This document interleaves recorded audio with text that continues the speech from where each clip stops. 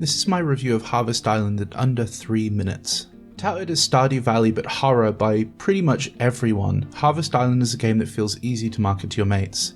Grab a life sim, throw in a dark mystery under what appears to be a reactive and somewhat evolving land, and you have a reason to test it out. Mostly it succeeds at being spooky but fails in other areas.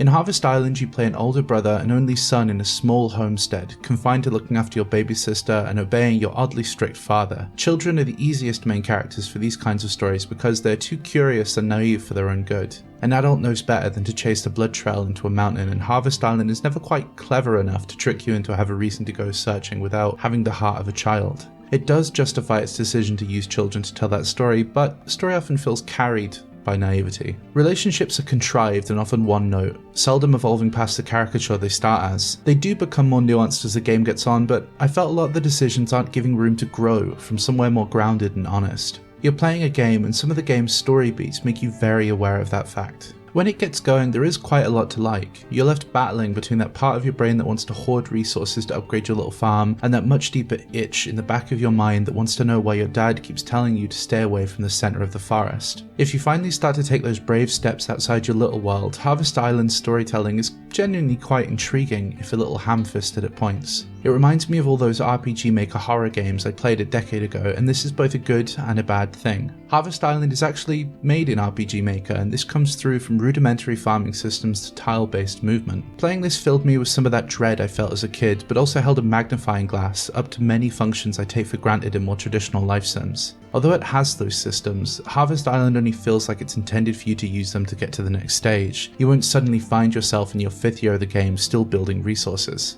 It should take you about 15 to 20 hours to get through, but I suspect it can be beaten much quicker than this if you plan your resources wisely and know what you're doing. Though I enjoyed it in many moments, that grind does become rather sluggish, partially due to how limited exploration is for most of the game. You have many avenues to explore at the start, but mechanically, nothing is quite deep enough to reward you for playing more, and thus, it keeps the same pacing throughout most of the game. Harvest Island feels like an excuse to make a horror life sim, and not a reason to. It has an intriguing story at its core and many nice ideas, but its many sliding parts never quite align to build out a full picture.